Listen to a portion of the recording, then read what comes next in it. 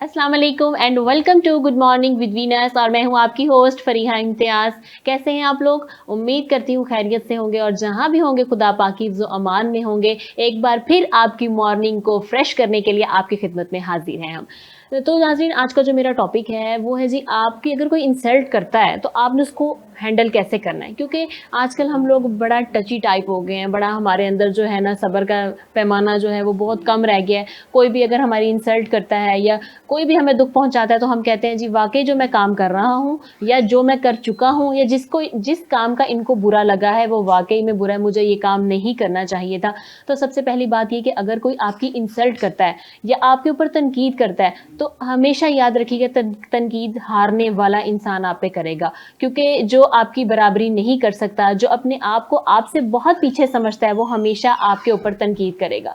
तो आप हमेशा मुस्कुराते रहें, अपने चेहरे पे मुस्कुराहट सजा के रखें। क्योंकि आंखों में तो आंसुओं को भी जगह नहीं मिलती, और अगर आप मुस्कुराते रहेंगे तो लोग भी आपका साथ देंगे। अगर आपके नज़दीक कोई चीज़ अच्छी है और लोग उसको बुरा समझते हैं तो वट जो समझते हैं समझने दें, आप वही करें जो आपको अच्छा लगता है।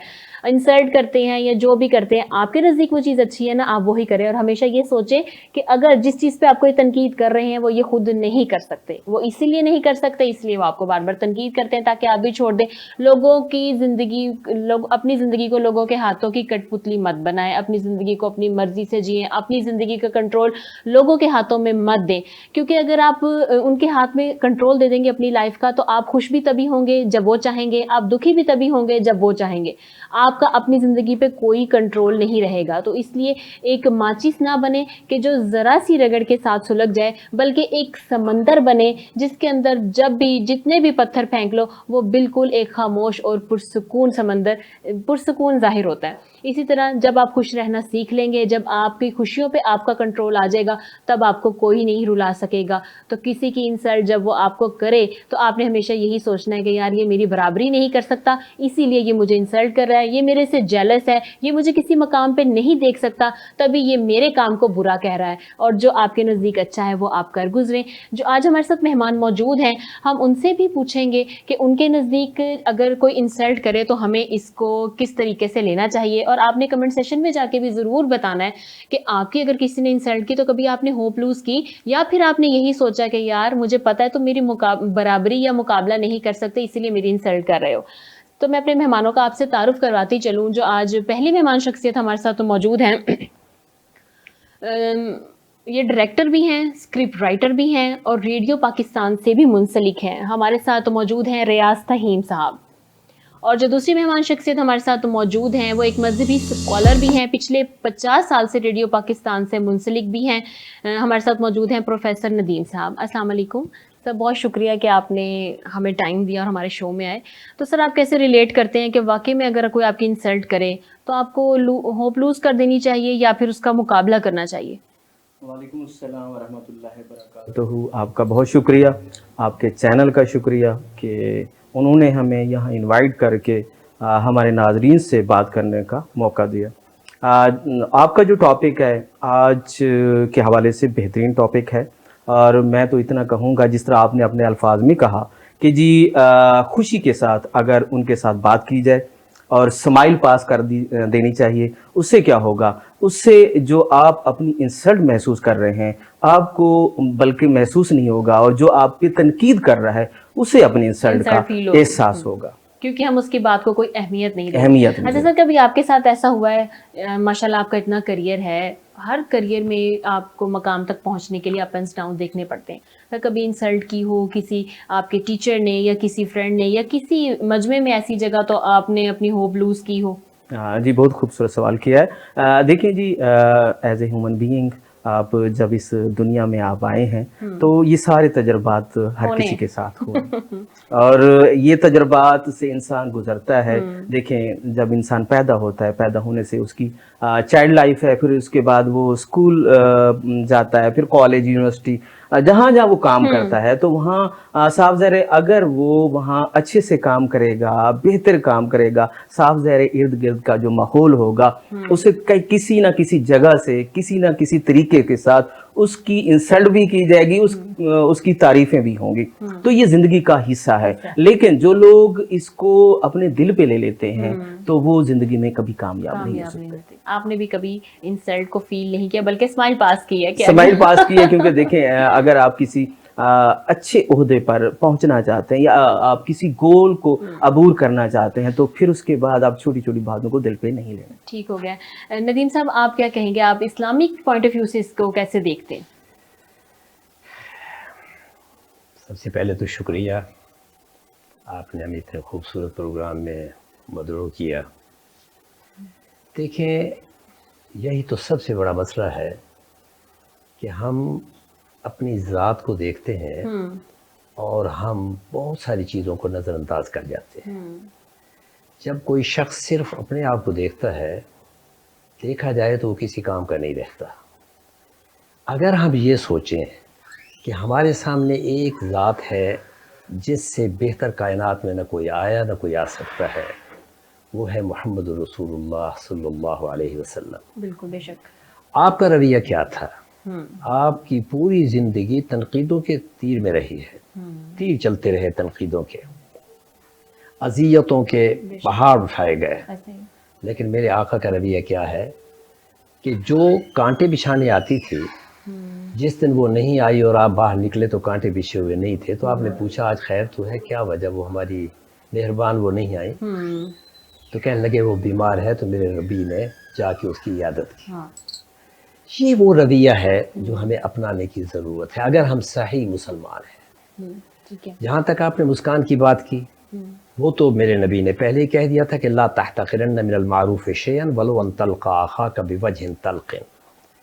یہ جو کسی بھائی سے ملتے وقت مسکرا دینا ہے, اسے کوئی معمولی نیکی نہ سمجھو, ہو سکتا ہے اسی وجہ سے تمہاری مغفرت ہو جائے. بالکل.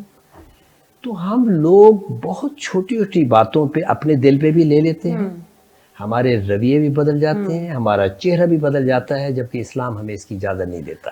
اور سر میں آپ کو تھوڑا انٹرپٹ کر رہی ہوں, وہ پہلے ہوتا تھا کہ ایک انسلٹ کا لیول ہوتا تھا کہ وہاں تک اگر کوئی جا کے ہمیں ہرٹ کرے گا تو ہم جی ہرٹ ہو جائیں گے. اب تو چھوٹی چھوٹی بات پہ اگر کسی نے آپ کا فون بھی ریسیو نہیں کیا تو آپ کی انسلٹ ہے یہ, جی آپ نے فون کیا, اس نے ریسیو نہیں کیا اور آپ نے جی دل میں اپنے بات رکھ لی آئندہ میں فون نہیں کروں گا. اس بارے میں کیا کہیں گے, ہمارے صبر کی کمی ہے یا ہمارا ماحول ایسا ہو گیا ہے کہ ہمارے اندر جو برداشت کا جو مادہ ہے وہ تقریباً ختم ہو چکا ہے؟ صحیح. اصل میں یہ رویے ہے. اب اگر آپ میری کال اٹینڈ نہ کرنے پہ برا مناتی ہیں تو میرا حق بھی بنتا ہے کہ جب میں آپ کو کال کروں آپ نہ اٹینڈ کریں تو برا مناؤں گا. یہ رویوں کا رد عمل ہے. ٹھیک ہے. میں یہ چاہتا ہوں کہ ہمیں بحیثیت مسلمان کے یہ ذہن میں رکھنا چاہیے کہ اگلا جو کرے مجھے اچھا کرنا ہے, اگلے کے رویے کا جواب نہیں دینا. دیکھیں نا جی, وہ عرب کا ایک شاعر ہے, کہتے ہیں اذا جارے فی خلق دنی فانت ومن تجاریہ سواء. اگر تو بھی وہی کچھ کرتا ہے جو تیرا دشمن کر رہا ہے, پھر تیرے میں اس میں فرق کیا رہا؟ جسے تو کہتا ہے وہ برا ہے اور تو سمجھتا ہے میں اچھا ہوں, تو اچھا ہے تو اچھا کر, تو بھی برا کر رہا ہے تو پھر اس میں تمہیں فرق نہ رہا. انہی باتوں کو اگر ہم سامنے رکھیں اور ہر حال میں کوئی اگر نظر انداز کرتا ہے, فون اٹینڈ نہیں کر رہا, میسج کا جواب نہیں دے رہا, تو ہمیں سمجھنا چاہیے وہ مجبور ہو سکتا ہے. کیونکہ مسلمان کی یہ سب سے بڑی خوبی ہے کہ وہ آقا صلی اللہ علیہ وسلم کا پیروکار اور متبع ہونے کے وجہ سے ہر وہ بات کو نظر انداز کرتا ہے جو دلوں میں فاصلہ پیدا کرے. ہر وہ بات نظر انداز کرنی ہے جو دلوں میں فاصلہ پیدا کرے. ہر حال میں آپ نے جوڑ کے رکھنا ہے. میرے نبی فرما رہا ہے کہ سل من قطع کا, جو تم سے توڑ رہا اس سے جوڑو. اس کا معنی جو کال اٹینڈ نہیں کرتا اس کی کال اٹینڈ نہ کر کے بدلا نہ دو, بلکہ اس کو کال کرو. سل من قطع کا, واعف عمن ظالم کا, جو زیادتی کر رہا ہے آپ کے ساتھ, بہت اس کا رویہ ایسا ہے کہ جو آپ سمجھتے ہیں کہ میرے ساتھ وہ ظلم کر رہا ہے تو واعف, اسے معاف کر دو. واحسن الی من اساء الیک, اور پھر جو تمہارے ساتھ برا کر رہا ہے تو بجائے اس کے کہ تم کو میں برے کا جواب برے سے دوں, نہیں, احسن, اس کے بدلے میں احسان کر دو. یہ ہے میرے نبی کے رویے, میرے نبی کی تعلیمات. اگر ہم یقین کریں انہی رویوں کو اپنائیں تو ہم دنیا میں بھی کامیاب ہیں اور آخرت میں بھی کامیاب ہیں. اور یہ بات بات پہ بگڑ جانا, بات بات پہ اپنی انسلٹ فیل کرنا. دیکھیں 1 منٹ کے لیے میں نے کوئی ایسا رویہ دیکھا اپنے مخاطب سے کہ جس نے کہ مجھے ذلیل کرنے کی کوشش کی ہے. اب اگر میں اس کو دل پہ لے بیٹھا ہوں، ایک تو میں اپنا نقصان کروں گا، میری صحت پہ برا اثر پڑے گا کہ بھئی میں سوچتا رہوں گا کہ یہ تو یار بہت برا ہوا، اس نے تو میری انسلٹ کیا ہے. اب اندر سے انتقام کی آگ بھڑکے گی، اس کی وجہ سے میں چاہوں گا کہ میں اس سے لڑوں یا اس سے کچھ کروں، اس میں بھی میرا نقصان. یقین کریں کہ عرب کہتے ہیں کہ سب سے بہتر انسان وہ ہے جو اپنی ذات کے لیے بہتر سوچے. کسی نے اعتراض کیا کہ جناب یہ کیا بات کر رہے ہیں، یہ تو ہر کوئی سوچتا ہے، ہر کوئی اپنی ذات کے لیے سوچتا ہے، یہ کیسی بات آپ کر رہے ہیں کہ بہترین انسان وہ ہے جو اپنے لیے سوچا. فرمایا ہاں میں صحیح کہہ رہا ہوں، کیونکہ جب وہ یہ دیکھے گا کہ میں یہ حرکت کروں گا تو اس سے مجھے ہی نقصان ہوگا، سوچا تو اس نے اپنا ہے، فائدہ دوسرے کو ہوا ہے. اگر وہ چوری سے بچا ہے اس لیے کہ ہاتھ میرے کٹیں گے، میرے ہاتھ کٹیں گے، تو اس نے سوچا تو اپنے لیے ہے، لیکن دوسرے کا مال بچ گیا وہ چوری ہونے سے. تو یہی بات ہوتی ہے. تو اصل ساری خرابی یہ ہے کہ ہم مسلمان تو ضرور ہیں، اپنے آپ کا جائزہ لینا زیادہ ضروری ہے. تعلیمات پہ اگر صحیح عمل کریں تو ہم کامیاب انسان بن سکتے ہیں. بالکل جی بالکل. سر اپنے بارے میں تھوڑا سا بتائیں کہ ماشاءاللہ آپ ڈائریکٹر بھی ہیں، اسکرپٹ رائٹر بھی ہیں، تو یہ آپ نے اس فیلڈ میں آنے کا کیسے سوچا؟ ہاں جی، بہت خوبصورت سوال کیا، اور اس کا بہت خوبصورت جواب ہے. آپ میں ہم سب چاہتے ہیں کہ جی ہم کوئی نہ کوئی کامیابی حاصل کریں. کامیابی حاصل کرنے کے لیے تو تعلیم ضروری ہے، ایجوکیشن ضروری ہے. تو سب سے پہلے جیسے میں 6 کلاس میں پہنچا تو مجھے کہانیاں پڑھنے کا بہت شوق تھا. چھوٹے بچوں کی کہانیاں ہوتی تھی، میں ریڈ کرتا تھا. پھر ان کہانیوں کو پڑھتے پڑھتے میرے اندر بھی جذبہ پیدا ہوا، اور جیسے میں 8 کلاس میں پہنچا میں نے بھی کوشش کی کہ جی میں بچوں کے لیے کہانیاں لکھوں. اور میری 9th کلاس میں جب میں پہنچا تو میری نوائے وقت میں پھول اور کلیاں میں پہلی کہانی جب چھپی تو مجھے احساس ہونے لگا کہ میں بھی کچھ لکھ سکتا ہوں.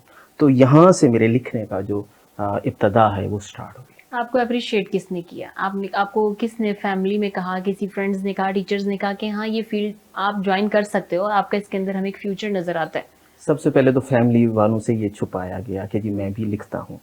اور جب میرے ٹیچر کو پتہ چلا تو پہلے اس نے مجھے کان سے پکڑا کہ جی پڑھائی کی طرف توجہ دیں، اور یہ جو کام ہے یہ بعد کے ہیں. تو جب انہوں نے میری تحریر پڑھی تو پھر اس کے بعد انہوں نے بلا کے مجھے کچھ پیسے دیے، کہتے کہ جی یہ آپ کے پاس پیسے لے جائیں اور ایک دستہ اور ایک اچھا قلم خریدیں، اور جب بھی آپ یہ لکھیں گے تو آپ کو احساس ہوگا کہ کسی ٹیچر نے آپ کو کوئی پرائز دیا تھا، انعام دیا تھا. پھر وہاں سے مجھے انکریج کیا گیا. تو آہستہ آہستہ چلتے چلتے تو جب میں فرسٹ ایئر میں تھا تو ہاسٹل میں رہتا تھا. تو اپنی ہاسٹل کی پہلی لائف کا وہ میں نے ڈرامہ لکھا. وہ پھر ہم نے وہاں اس کو سٹارٹ کیا. وہیں سے ہمارے جو اردو کے پروفیسر تھے انہوں نے ہماری ہمت بندھائی، جس کی وجہ سے میرا پہلا ڈرامہ جو تھا وہاں سے ہم نے جو ہے نا ہاسٹل کی لائف، ایک کامیڈی پلے تھا 15-20 منٹ کا جو کہ ہم نے پلے کیا. تو ٹیچر نے کہا آپ تو بہت اچھا لکھتے ہیں، آپ بہت اچھا کام کرتے. تو پھر اس کو کرتے کرتے پھر جیسے تعلیم کمپلیٹ کی تو پھر اس فیلڈ کی طرف چل پڑے. اب تک آپ نے کتنے جو ڈرامے ہیں ان کی اسکرپٹ لکھی ہے؟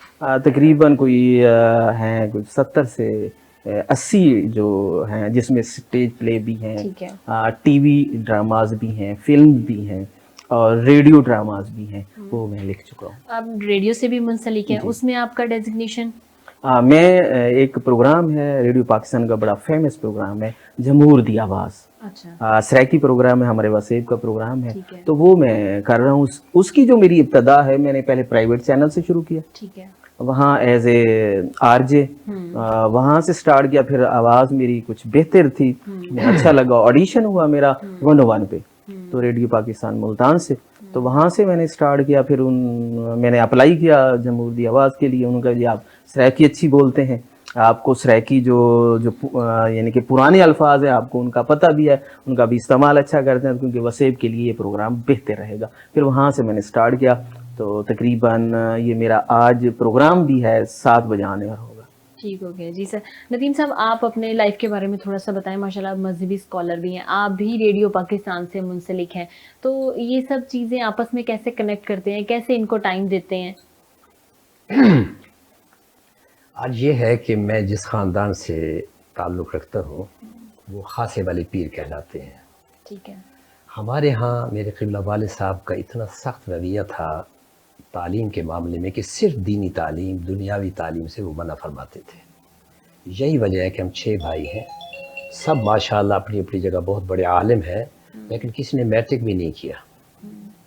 میں واحد شخص ہوں کہ جب وہ ابا جان نے روکا کہ یہ تعلیم ہے، اس کو مکمل کرو اور تم کچھ اور نہیں کرو، تو میں اس دینی تعلیم کو مکمل کرنے کے ساتھ ساتھ چھپ چھپ کے انگریزی پڑھتا رہا. نہ تو مجھے کسی ٹیوشن سینٹر تک جانے کی اجازت تھی، نہ کسی سکول یا کالج میں داخل لینے کی. چنانچہ میں نے چھپ کے میٹرک کیا، ایف اے کیا، بی اے کیا، 5 ایم اے کیے. یہ 5ویں ایم اے پہ میرے والد صاحب کو پتہ چلا کہ میرا بیٹا تو جو ہے میٹرک ہے، وہ تو ایم اے تک پہنچ چکا ہے، بی اے تک اس نے انگریزی بھی پڑھی ہے. ان کا خیال یہ تھا کہ جو کوئی انگریزی پڑھتا ہے وہ انگریز بن جاتا ہے، وہ ٹائیاں لگاتا ہے. جب مجھے دیکھا کہ یہ اسی حالت میں رہا تو اتنے خوش ہوئے کہ مجھے اجازت دے دی، اور میں نے ایمرسن کالج میں بحیثیت لیکچرر کے پبلک سروس کمیشن کے امتحان کے ساتھ پورے پنجاب میں 1228 بندوں میں سے ٹاپ پہ پہلے نمبر پہ آ کر میں نے ایمرسن کالج میں پروفیسر لگا، لیکچرر لگا. تو کہنے کا مطلب یہ ہے کہ جذبے کو کوئی چیز نہیں روک سکتی.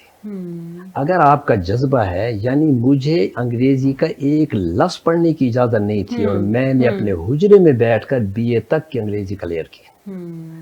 تو یہ میرے رب کا انعام بھی ہے. آپ نے قبلہ نہیں نہ بدلا، قبلہ آپ نے وہی رکھا الحمدللہ. لیکن میرے ذہن میں تھا کہ جدید تعلیم بہت ضروری ہے. چنانچہ 5 ایم اے کر لیے، لیکچرر رہا آپ کے ایمرسن کالج میں، بوسٹن روڈ کالج جسے کہتے ہیں.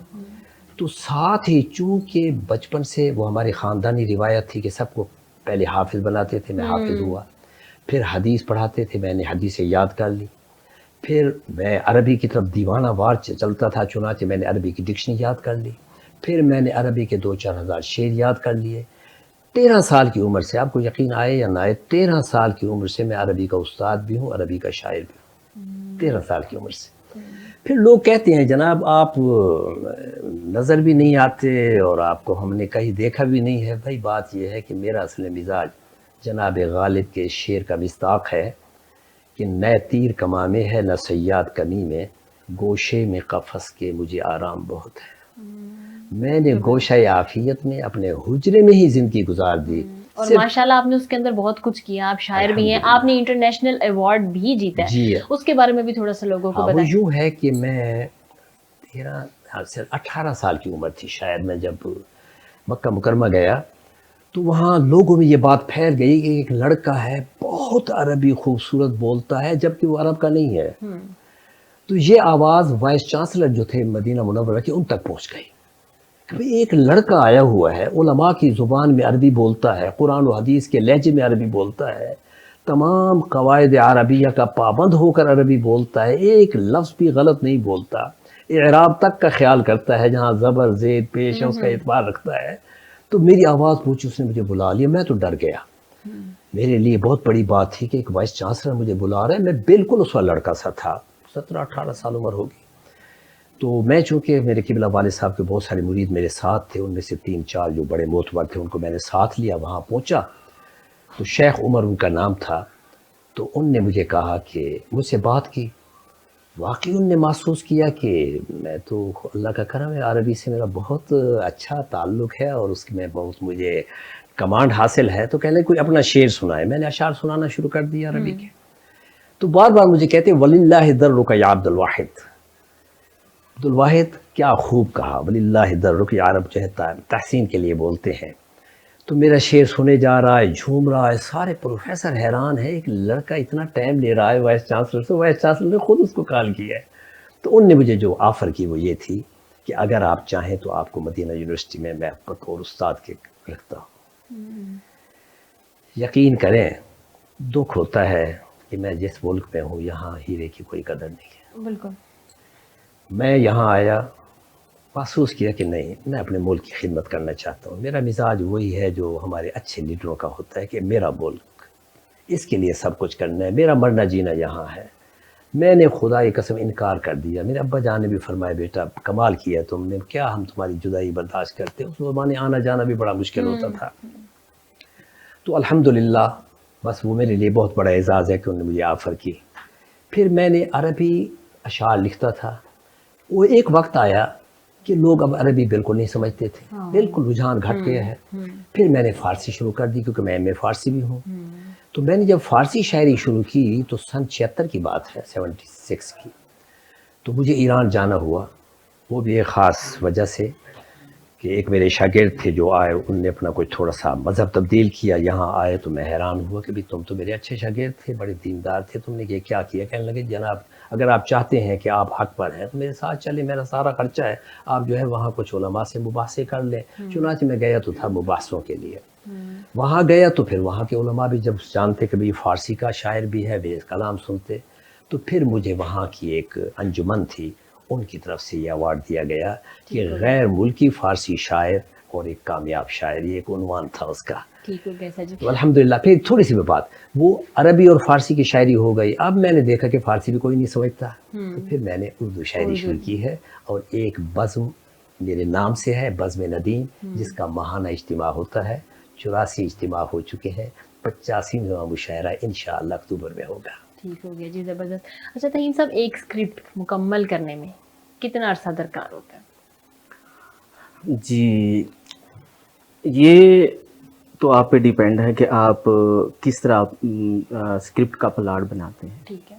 صاف سے رہے، اگر کوئی عمارت بنانی ہے تو اس کا میپ تو بنانا پڑتا ہے۔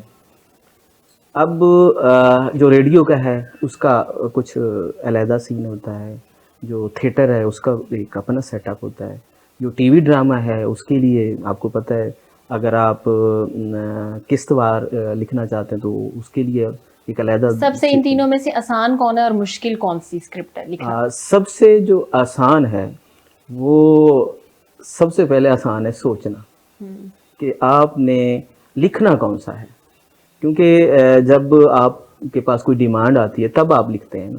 اگر آپ کے پاس ایک ڈیمانڈ آ گئی کہ جی آپ نے ایک کانسیپٹ لکھنا ہے تو اس کے لیے آپ نے اسی حساب سے سوچنا ہے۔ ٹھیک ہے۔ تو آسان کچھ نہیں ہوتا، اصل آپ پہ ڈیپینڈ ہوتا ہے کہ جی آپ کے اندر دلچسپی کیا ہے، اب کس کو اچھے طریقے سے پرفارم کر سکتے ہیں۔ اب میں نے سٹارٹ تھیٹر سے شروع کیا، تو میرا جو میں جلدی لکھتا ہوں وہ تھیٹر کو جلدی لکھتا ہوں، اس کے بعد میں فلم اچھی لکھتا ہوں، جو ہے کانسیپٹ ہے وہ تھوڑا سا مشکل ہو جاتا ہے اس کے لیے، کیونکہ اس لیے مشکل ہو جاتا ہے آپ کم وقت میں ایک بہترین سٹوری آپ پلے کر رہے ہوتے ہیں، تو اس وجہ سے جو ہے نا جو اسکرپٹ رائٹنگ ہے اس کے لیے جو بنیادی چیزیں ہیں وہ یہ ہے کہ اس کا خوبصورت پلاٹ ہونا لازمی ہوتا ہے۔ ٹھیک ہے۔ آپ جتنا خوبصورت پلاٹ آپ بنائیں گے اتنی خوبصورت عمارت بنے گی۔ ٹھیک ہو گیا سر جی۔ جی تو ناظرین اب وقت ہوا ایک بریک کا، دیکھتے رہیے گڈ مارننگ ود وینس، ملتے ہیں ایک بریک کے بعد۔ وینس گروپ آف کمپنیز، کیا آپ اپنے مالی اہداف تک پہنچنا چاہتے ہیں تو فکر مند ہونے کی کوئی ضرورت نہیں، کیونکہ وینس گروپ آف کمپنیز آپ کے لیے ایک ایسا پلیٹ فارم ہے جہاں آپ اپنے مالی اہداف تک بآسانی پہنچ سکتے ہیں۔ ہم دنیا بھر میں اپنی خدمات فراہم کر رہے ہیں۔ کموڈٹی مارکیٹ میں مہارت کے ساتھ ساتھ ہم اپنی پیشہ ورانہ پر عزم خدمات کے ساتھ بڑھتی ہوئی مارکیٹ میں زندہ رہنے میں آپ کی مدد کرتے ہیں۔ ہمارا اعتماد مارکیٹ کے خطرات کو کم کرنا ہے، جس کا نتیجہ آپ قابل ذکر منافع کماتے ہیں۔ وینس کسٹمر کیئر سپورٹ 24 گھنٹے مفت مشاورت فراہم کرتی ہے اور ہموار عمل کے لیے ہمارے پارٹنرز کی مدد کرتی ہے۔ تو آج ہی ہماری ویب سائٹ پر رجسٹر ہوں اور منافع کمانا شروع کریں۔ ویلکم بیک ناظرین ٹو گڈ مارننگ ود وینس۔ چلتے ہیں ندیم صاحب کے پاس اور ان سے مزید ان کی خدمات کے بارے میں جانتے ہیں۔ جی ندیم صاحب، آپ ماشاءاللہ ریڈیو کے جو شو کرتے ہیں آپ آن ایئر، اس کی ٹائمنگ کیا ہے اور وہ کس قسم کا شو ہوتا ہے؟ جسے آپ شو فرما رہی ہیں اس سے مراد یہ ہے کہ مذاکرے، ٹھیک ہے، تقاریر، ٹھیک ہے، سیمینارز، ٹھیک ہے، درس حدیث، ٹھیک ہے، درس قرآن، یہ مختلف موضوعات سن 71 سے جب ریڈیو پاکستان ملتان کا آغاز ہوا تو اس وقت سے یہ فقیر سر انجام دے رہا ہے۔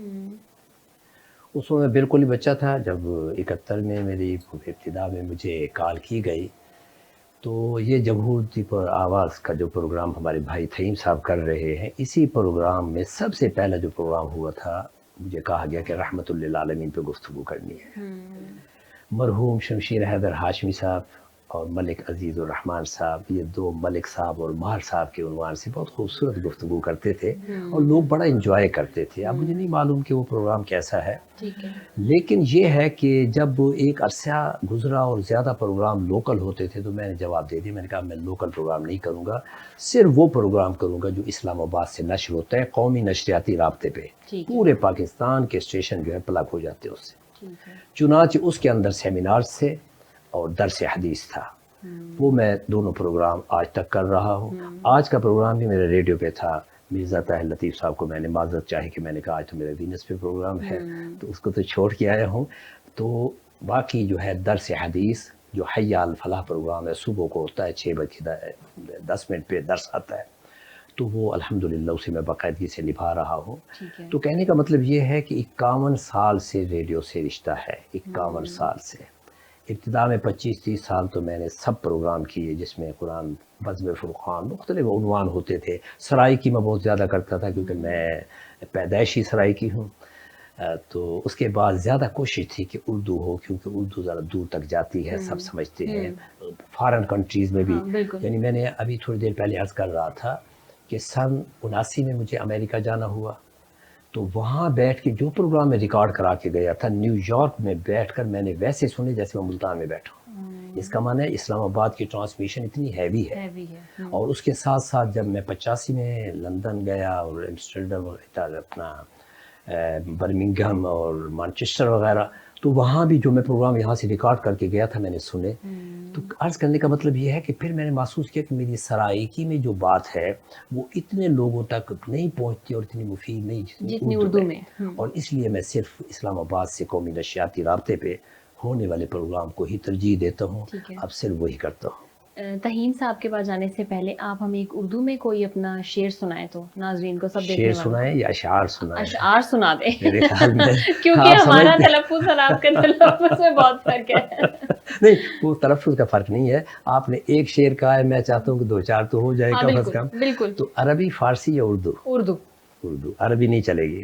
عربی چل تو جائے گی لیکن دیکھنے والوں کو سمجھ نہیں آئے گی، اور مجھے بھی نہیں آئے گی. ہو سکتا ہے کوئی اچھا عربی دان بھی بیٹھا ہو. چلے اردو شاعری میں میری بہت ساری غزلیں ہیں، اور ان میں سے ایک غزل مجھے بھی خود بہت پسند ہے، جس کا آغاز یوں ہوتا ہے، مطلع ہے: میرے مرنے پہ گر محشر بپا ہوگا تو کیا ہوگا. میرے مرنے پہ گر محشر بپا ہوگا تو کیا ہوگا، ستم گر پھر پشیمانے جفا ہوگا تو کیا ہوگا. تیرے آنے کے وعدے کی خوشی میں مر رہا ہوں میں، تیرے آنے کے وعدے کی خوشی میں مر رہا ہوں میں، تیرے ملنے کا یہ وعدہ وفا ہوگا تو کیا ہوگا. تیرے ملنے کا یہ وعدہ وفا ہوگا تو کیا ہوگا. شب طوفان کتنی آہیں اٹھی کون جانے گا، شب طوفان کتنی آہیں اٹھی کون جانے گا، لبے دریا جو کوئی رو رہا ہوگا تو کیا ہوگا. بہت زبردست. لبے دریا جو کوئی رو رہا ہوگا تو کیا ہوگا. آخری شعر بھی عرض کر دوں تاکہ غزل کے 4 اشعار تو کم از کم ہونے چاہیے. ندیم اس بزم ہستی سے چلا جائے تو بہتر ہے، ندیم اس بزم ہستی سے چلا جائے تو بہتر ہے، کہ ایک حرف غلط گر مٹ گیا ہوگا تو کیا ہوگا. بہت خوب جی، بہت زبردست. ایک حرف غلط گر مٹ گیا ہوگا تو کیا ہوگا. بالکل جی، بہت زبردست. اچھا تہین صاحب، اب آپ کے پاس آتے ہیں، آپ سے پوچھیں جو اگر نیا آرٹسٹ آنا چاہے، آج کل تو اپرچونیٹیز بہت کم ملتی ہیں، تو ان کے لیے کون سا ایسا پلیٹ فارم ہے جہاں پہ وہ جائیں اور ان کو جو ہے آگے جانے کا موقع ملے گا؟ جی، آج کل جتنے بھی آرٹسٹ ہیں، میں بلکہ ان کو کہنا چاہوں گا، کیونکہ آج کل جو نئی جنریشن ہے وہ ٹک ٹاک کی طرف جا رہی ہے، بلکہ جانا چاہیے لیکن پراپر سیکھ کر جانا چاہیے. ہمارے ہاں ہر ڈویژن میں ایک آرٹ کونسل ہوتی ہے، آرٹ کونسل سکھاتی ہے، وہ اس طرف جانا چاہیے. اگر کوئی لڑکا اس طرف آنا چاہتا ہے، سب سے پہلے اسے سیکھنا چاہیے. اگر بغیر سیکھے ٹک ٹاک کی طرف چلا جائے گا، ایک دفعہ تو فیم مل جائے گا لیکن منزل نہیں ملے گی. سوری میں سر آپ کو انٹرپٹ کر رہی ہوں، وہ اس لیے کہ اگر اب ٹک ٹاک پہ جو سیکھے ہوئے لوگ اگر ٹک ٹاکس بنا رہے ہیں وہ اتنے فیمس نہیں ہو رہے، اور وہ جو جس سے آپ عام لفظوں میں کہہ لیں بونگیاں مار رہے ہیں وہ فیمس زیادہ ہو رہے ہیں. اس کی ریزن کیا ہے؟ اس کی ریزن یہ ہے کہ وہ ایک دفعہ تو فیمس ہو جائیں گے لیکن دوبارہ وہ اس طرح پرفارم نہیں کر پائیں گے جس طرح کرنا چاہیے. دیکھیں کوئی بھی کام آپ کرنا چاہتے ہیں تو کم از کم منزل ہونی چاہیے. اب ان کی منزل ہے ہی نہیں. ایک دفعہ کام کر لیا وائرل ہو گیا, کیونکہ وہ لوگوں کو پتہ نہیں ہے کہ یہ کس طریقے سے بھونگیاں چل رہی ہیں, کیونکہ پراپر کام ہے. مثال کے طور پہ تھیٹر ہے, اگر آپ تھیٹر پرفارم آرٹ کونسل میں ہوگا تو پبلک دیکھے گی, اس کا ریئیکشن, اس کا ڈائلاگ ڈیلیوری, فٹ ورک, یہ چیزیں نظر آئیں گی, تب اس کے بعد پتہ چلے گا واقعی آرٹسٹ ہے. اگر مثال کے طور پہ ایک ٹیچر ہے, کورس کر کے آتا ہے, پڑھ کے آتا ہے, پھر اس کے بعد ایکسپیرینس کرتا ہے, اس کے پڑھانے میں ایک نیو ٹیچر میں فرق تو ہوگا. اسی طرح ایک وہ آرٹسٹ جو ٹک ٹاک کی طرف چلا گیا اور صرف اس نے اپنے لپسنگ کی, اور ایک ایسا آرٹسٹ جو پراپر سیکھ کے گیا, اس کا اور اس کا موازنہ کریں تو زمین آسمان کا فرق ہے. اس کے ساتھ میں بتاتا ہوں کہ ہر آرٹ کونسل میں پراپر کورس کرائے جا رہے ہیں. جیسے شارٹ کورسز ہوتے ہیں وہاں کورس کرائے جاتے جائیں, اور اسی طرح ہم نے بھی ایک کوشش کی ہے کہ ہر ضلع میں ایک آرٹ کونسل ہو. ٹھیک ہے. جیسے میں اب مظفر گڑھ کی بات کرتا ہوں, مظفر گڑھ میں آرٹ کونسل نہیں تھی. ہم نے کوشش کی جس میں سر فہرست ہمارے دوست آصف ریاض بٹ صاحب اور میں, ہم نے دن رات محنت کر کے ہم نے ضلع مظفر گڑھ کے لیے آرٹ کونسل منظور کرا لی, کیونکہ وہاں پیاس تھی, لوگ سیکھنا چاہتے تھے. اب اس کا آفس باقاعدہ سٹارٹ ہو گیا ہے اور بلڈنگ بننا شروع ہو جائے گی. تو اس سے کیا ہوگا, جو لوگ اس انتظار میں بیٹھے ہیں کوئی ایسا پلیٹ فارم ہو وہاں جا کے ہم پرفارم کریں. مثال کے طور پہ ہر انسان کا گھر اس کی چھت ہوتی ہے, ہر آرٹسٹ کی جو چھت ہے وہ آرٹ کونسل ہے. مثال کے طور پر آپ پڑھنا چاہتے ہیں, جیسے پروفیسر صاحب نے کہا کہ جی میں نے ایک ڈرائنگ روم میں بیٹھ کے میں نے تعلیم حاصل کی. اب کچھ ایسے ہیں جو وہ تو کر سکتے ہیں, کچھ ایسے ہیں جو بغیر استاد کے نہیں پڑھ سکتے, تو ان کے لیے تو انسٹیٹیوٹ لازمی نہیں تھا, لیکن ہم جیسوں کے لیے انسٹیٹیوٹ کا ہونا لازمی ہے. آرٹ کونسل ایک انسٹیٹیوٹ ہے, وہاں جا کر کچھ لرن کریں, وہاں سے ڈگری لیں, پھر اس کے بعد جا کے آگے جا کے اپنا نام کمائیں. اچھا, اور سر یہ حقیقت بات ہے کہ جو ایکٹر ہوتا ہے وہ پیدائشی ہوتا ہے, اور اگر آپ کسی کو زبردستی بنانا چاہیں تو کافی ٹائم لگتا ہے. بالکل اچھا سوال ہے. آرٹسٹ بھائی برتھ ہوتا ہے, اس کے اندر یوں سمجھ لیں کہ جذب ہوتے ہیں, جذب ہوتے ہیں تو وہ آگے آتا ہے. اب میں آپ کو بتاتا چلوں کہ جب میں چھوٹا تھا تو جیسے ہی کہیں کوئی فنکشن ہوتا تھا تو میں پیش ہوتا تھا, کبھی ان کو کام کروا رہا ہوں, کبھی کچھ کروا رہا ہوں. اس وجہ سے میں پھر ڈائریکشن کی طرف آیا. کبھی مووی کوئی بنا رہا ہے اس کے ساتھ میں مل جاتا تھا. مجھے بچپن میں فوٹوگرافی کا بہت شوق تھا, تو گھر والے ایسے سوچتے تھے کہ جی یہ کچھ نہ کچھ بنے گا. پھر میں آہستہ آہستہ ڈائریکشن کی طرف آ گیا. اب میں نے کہا کہ جی میں ڈائریکشن کی طرف کس طرح جاؤں. میں نے دیکھا کہ جی یہ کام جو ہے بہت آسان ہے. جب میں اس طرف گیا تو اس سے مشکل کام کوئی نہیں تھا. اب ماشاءاللہ اس وجہ سے میں نے پہلے سفر ملتان, لاہور, کراچی, اسلام آباد, اس کے علاوہ ہر شہر میں نے کام کیا. اب میں آپ کو بتاتا ہوں, پروفیسر صاحب اس بات سے متفق ہوں گے, بلکہ میرے جو ناظرین بیٹھے ہیں یہ بھی متفق ہوں گے. مثال کے طور پہ اگر ہم ایک کمیونٹی کو دیکھتے ہیں کہ جی ان کو ہم ایجوکیٹ کرنا چاہتے ہیں, کس طرح کریں گے؟ یا تو ہم کتاب کے ذریعے کریں گے, یا کوئی اور میتھڈ ہوگا. لیکن میرے پاس ایک آسان میتھڈ ہے. ان پڑھ ہو اس کے پاس بھی وہ سیکھ سکتا ہے, پڑھا لکھا بھی سیکھ سکتا ہے, جو نہیں دیکھنا چاہتا وہ بھی دیکھے گا. میں مثال کے طور پہ ہم ایک تھیٹر تیار کرتے ہیں 30 منٹ کا. ہم اس میں ایک معاشرتی ایشوز کو ڈسکس کرتے ہیں, اس میں ہم ایک گھر کی کہانی دکھاتے ہیں. اس گھر کی کہانی کو دیکھنے کے لیے ہر ان پڑھ اور پڑھا لکھا آرام سے اسے سیکھ سکتا ہے, کیونکہ یہ وہ ٹول ہے جس کے ذریعے سے ہم لوگوں کو ایجوکیٹ کر سکتے ہیں. اور یہ میں نے ایکسپیریمنٹ بھی کیا. میں مختلف دیہاتوں میں جا کے ایک 30 منٹ کا اسکرپٹ بناتا ہوں. مثال کے طور پہ ہینڈ واشنگ ہے, ہاتھ دھونے کا طریقہ, کہ ہاتھ دھونے کا جو طریقہ ہے وہ کس طرح ہے, کہ اگر ہم کھانا کھانے سے پہلے ہاتھ دھوتے ہیں, یہ ہمارے نبی حضرت محمد صلی اللہ علیہ وسلم کا فرمان بھی ہے, صفائی نصف ایمان ہے. ہم اس کو لے کے چلتے ہیں فیلڈ میں. اب کچھ ایسے لوگ بھی ہیں जो पढ़े लिखे हैं, कुछ ऐसे लोग हैं अनपढ़ हैं जो किताब नहीं पढ़ सकते। अब उनके लिए कौन सा मैसेज? वो ये वाला मैसेज है, थिएटर के जरिए एक घर की कहानी दिखाकर हम उनको बता सकते हैं कि इसके फायदे क्या हैं और नुकसान। अच्छा तहीम साहब, कभी ऐसा हुआ कि आपने स्क्रिप्ट बड़े मेहनत से लिखी हो और जब वो पिक्चराइज हुई हो तो उसमें जो एक्टर हैं या जो लोगों ने प्ले किया है वो आप कहेंगे तो स्क्रिप्ट का इन्होंने जो है सत्यानाश कर दिया?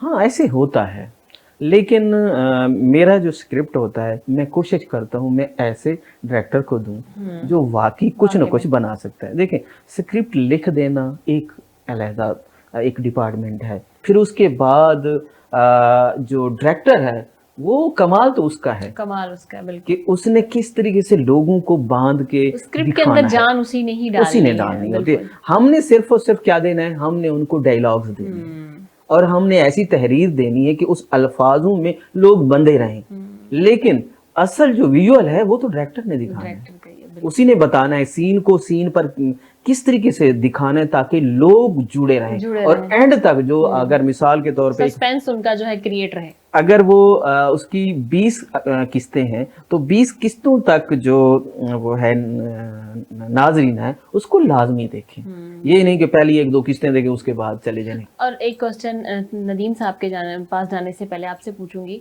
कि आप कहते हैं कि 13 किस्तों पे मुश्तमिल ड्रामा जो है वो अच्छा होता है या फिर 20 या 26? जो सबसे अच्छा है वो है 13, उसके बाद अगर खींच खूंच के आजकल क्योंकि है 26, लेकिन अगर देखा जाए तो अब तो 5-5 किस्तों पे ड्रामे चले गए, वो अब तो बहुत लंबे हो गए। अब आपको समझ आ जाता है कि इसके आगे और क्या होना है, आप वहीं देखना उसको स्टॉप कर देते हैं कि बस अब हमें पता आगे क्या होने वाला है। अब मैं माजरत के साथ एक सवाल और जवाब खुद ऐड करना चाहता हूँ। वो वजह ये है कि अब हमने क्या किया है, हमने अपने अगयार को अपनाना शुरू कर दिया है, जिस तरह जो है दूसरे लोग कर रहे हैं हम उसी तरह।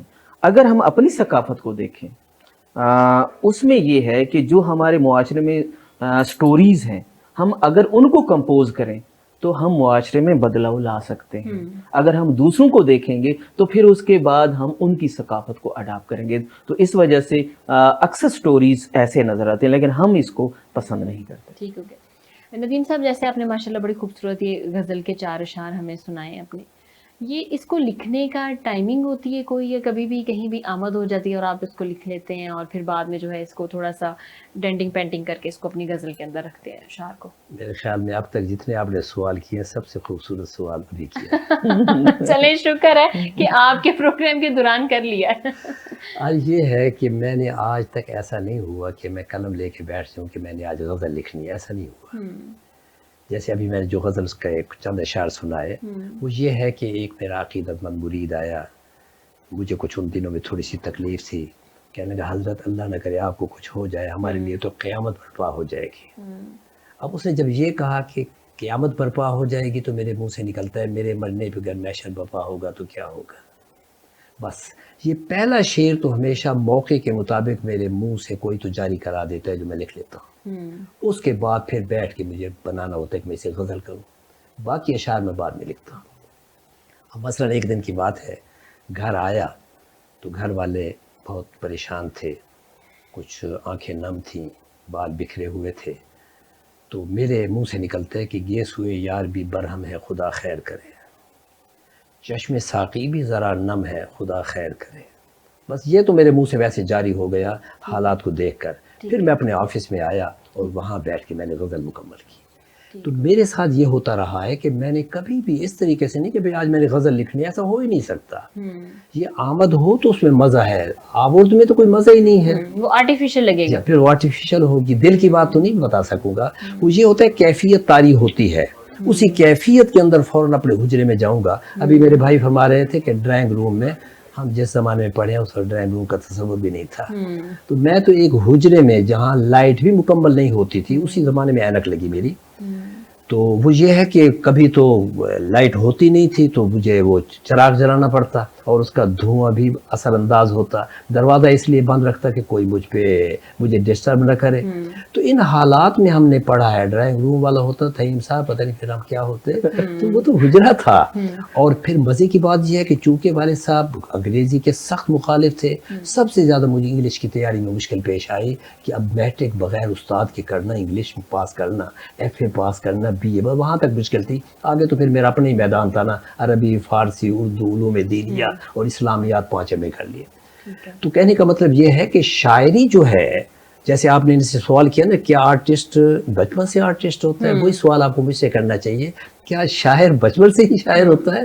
یہ خدا پاک کی ایک انعامی شکل ہے جو اللہ پاک کسی کو ودیعت فرماتے ہیں. آپ کو حیرانی ہوگی، 6 سال کی عمر تھی میری، قرآن مجید حفظ کر رہا تھا، 7 سال تک میں نے مکمل کر لیا تھا. تو اسی وقت بھی میرے منہ سے کبھی ایسے بونگیاں شعروں کی شکل میں ہوتی تھی. تو اب میں نے شعر کہہ دینا، سب نے بڑا ہنسنا، مذاق بن جانا. میں سوچتا ہوں اس وقت مجھے پتہ ہی نہیں تھا کہ وزن کسے کہتے ہیں، جبکہ شعر کی بنیادی شرط وزن ہے. میں یہ نہیں جانتا تھا کہ وزن کسے کہتے ہیں، لیکن آج بھی جب دیکھتا ہوں تو اس کا وزن صحیح ہوتا تھا. تو معلوم ہوا کہ یہ سیکھنے کی چیز نہیں ہے، یہ اللہ پاک کسی کی فطرت کا حصہ بنا دیتے ہیں، تو اس کے لیے پھر شعر کہنا آسان ہو جاتا ہے. ٹھیک ہو گیا سر جی. اچھا تہیم صاحب، ایک لاسٹ کوسچن آپ سے کہ آپ نے کسی آرٹسٹ کے لیے کوئی فلاح بہبود کا کام کیا؟ جی، میری تو جو لائف ہے وہ ہے اسٹرگل، کیونکہ میں نے اپنی لائف میں بہت اسٹرگل کی ہے. ٹھیک ہے. کیونکہ میرے پاس کوئی پلیٹ فارم نہیں تھا. اور آپ کو یہ جان کر حیرانی ہوگی، میں نے کسی انسٹیٹیوٹ سے کوئی یعنی کہ یہ کوئی کورس بھی نہیں کیا. میں نے اپنے تجربات سے سیکھا. ہاں، پھر اس کے بعد میں نے ریفریشر کورس ضرور کیے ہیں. بعد میں جب میں یہاں مظفر گڑھ سے سفر کیا، پھر ملتان، میں نے دیکھا یہاں کوئی انسٹیٹیوٹ نہیں ہے. پھر میں لاہور گیا، لاہور سے پھر میں کراچی، اسلام آباد گیا. تو میں نے وہاں دیکھا کہ جو ہمارے جنوبی پنجاب کے آرٹسٹ ہیں وہ بڑے محنتی ہیں اور واقعی ٹیلنٹڈ ہیں، لیکن پلیٹ فارم نہیں. میں نے وہاں جو کام سیکھا، میں نے تہیا گیا کہ میں نے یہاں آ کر وہ جو نیشنل ٹی ویز کے جو ڈراماز ہیں وہ میں یہاں شوٹ کرواؤں گا. پھر اس کے بعد اللہ کا کرم یہ ہوا کہ ایک دفعہ وہاں کے لوگوں کو پیاس ہوئی ہمارے وسیب کی. جیسے پیاس ہوئی تو میں نے اپنے وسیب کے تمام آرٹسٹ کو کال کی. میں نے کہا جی ایک نیشنل ٹی وی ہے، ہم ٹی وی ہو گیا، ARY ہو گیا اور جیو، ان کی جتنے بھی آپ نے لاسٹ ٹائم خدا اور محبت دیکھا ہوگا، اس میں وسیب کے جتنے آرٹسٹ تھے میں نے کوشش کی ان کے لیے. پھر اس کے بعد ARY کا ایک ڈرامہ بنا، اس کے لیے میں نے کوشش کی. ابھی ریسنٹلی میں نے ہم ٹی وی کے لیے کوشش کی. اس وقت 35 جو آرٹسٹ ہیں، جھوک سرکار ایک ڈرامہ بھی آن ایئر چل رہا ہے. تو ہر منگل والے یعنی کہ دن رات کو 8 بجے شروع ہوتا ہے. تو اس میں 35 کے قریب آرٹسٹ بندہ ناچیز کی کوشش کی وجہ سے کام کر رہے ہیں. اور اسی طرح میں نے ہر آرٹ کونسل میں جنوبی پنجاب کے جتنے بھی آرٹسٹ ان کو ساتھ لے جاتا ہوں اور کوشش کرتا ہوں ان کی فلاح بہبود کے لیے جہاں بھی آواز اٹھانی ہو، ایسوسیشن بنوانی ہو، یا ان کے لیے اگر مثال ان کی بیٹی کی کوئی شادی ہو رہی ہے ان کے لیے کوشش کرنی ہے تو میں لاہور تک بھی سفر کرتا ہوں، اسلام آباد تک سفر کرتا ہوں، کراچی تک کرتا ہوں. تو اس کے لیے میں کوشش اس لیے کرتا ہوں کیونکہ جن مشکل راستوں سے میں گزرا ہوں وہ نہ گزرے. وہی انسان سمجھ سکتا ہے جو اس نے خود مشکلیں فیس کی. کوئی اور بھی ہے آپ کی فیملی میں اس فیلڈ میں؟ نہیں، میری فیملی میں اور کوئی نہیں ہے. جب آپ کی فیملی کو پتہ چلا انہوں نے سپورٹ کیا یا پھر؟